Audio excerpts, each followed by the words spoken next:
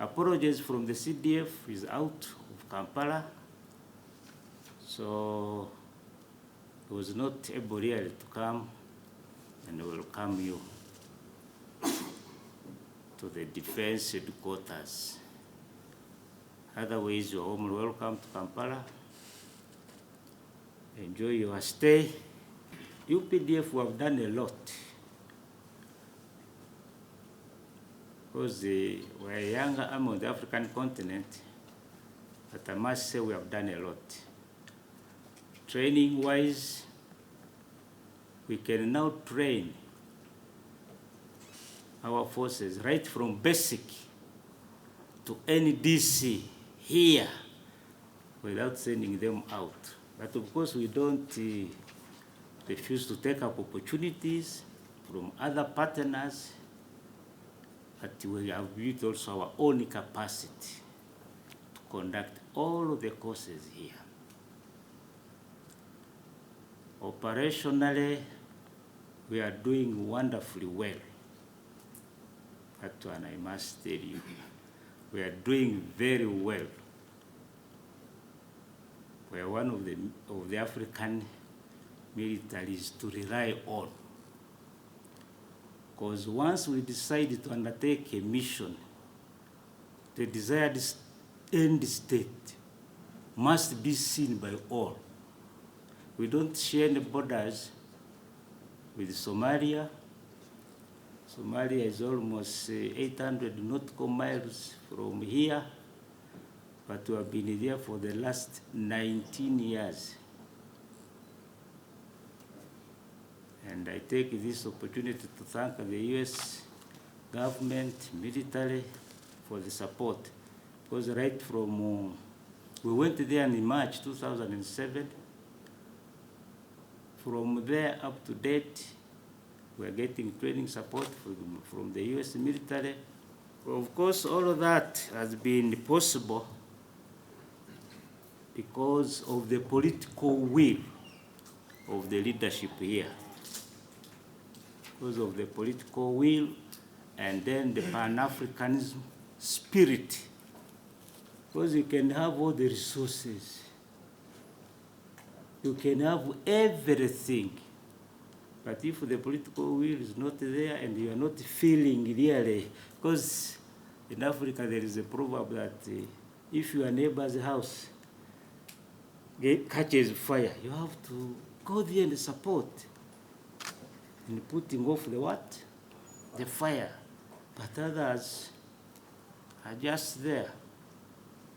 But for us, because of the leadership here, we have been able to do that. Our relationship with the US is very excellent. There's a witness. You have supported us in a lot. I think you are our #1 partners, military cooperation. So thank you so much for that. And UPDF is the best force to support on the African continent. That is the truth. Because we have the political will to go in and do what is required to achieve the desired end state. We are not, you know, when you support someone who's ready to take off, it's just a matter of a simple push. He has gone already. But if you are supporting someone who's sleeping, oh Lord, you have to wake him up, dress him, then say, please, can you go? But for us, we are not that type. We try and educate our future leaders into understanding what Africa is, what Africa has to offer, and how to interact with it. So we've put an Africa program together that is quite robust, that covers a wide variety of topics. And so we have our Africa Regional Studies program, and then we've created this, and this is only the second year we've been doing the Advanced Africa Regional Studies. And for that, we travel to Africa for a few weeks.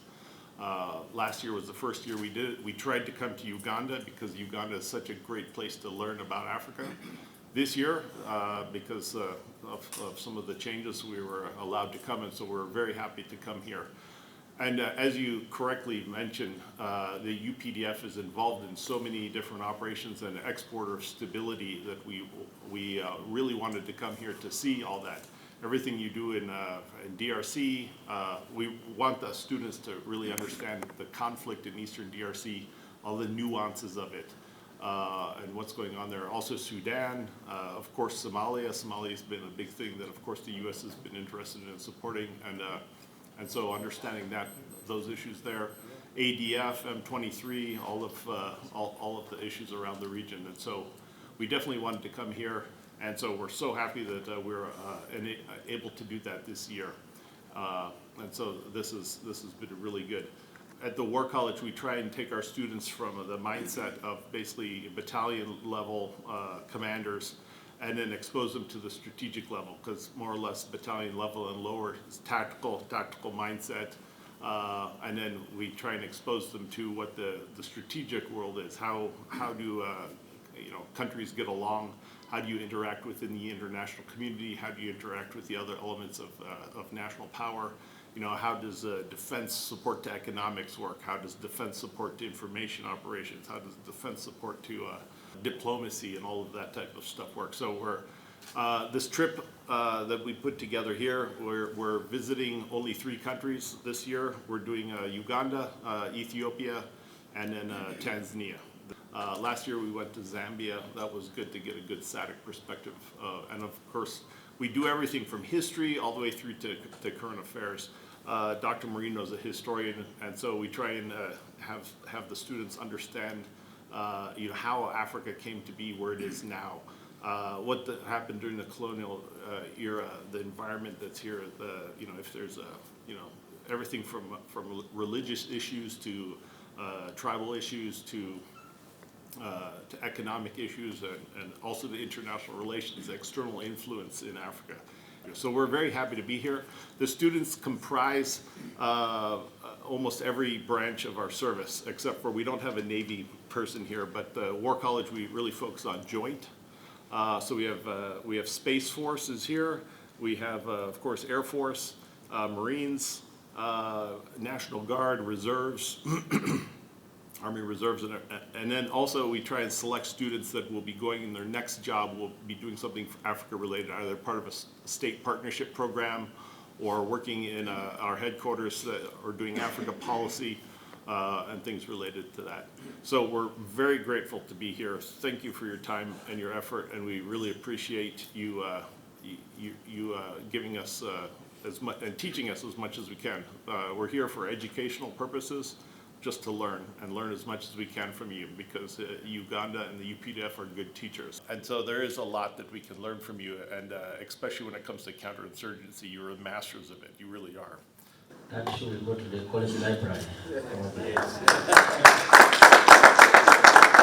This is the crested Kure, the symbol of Uganda. There is no wheat here, there is no starch. Yes, that is the difference. It is made out of matoke.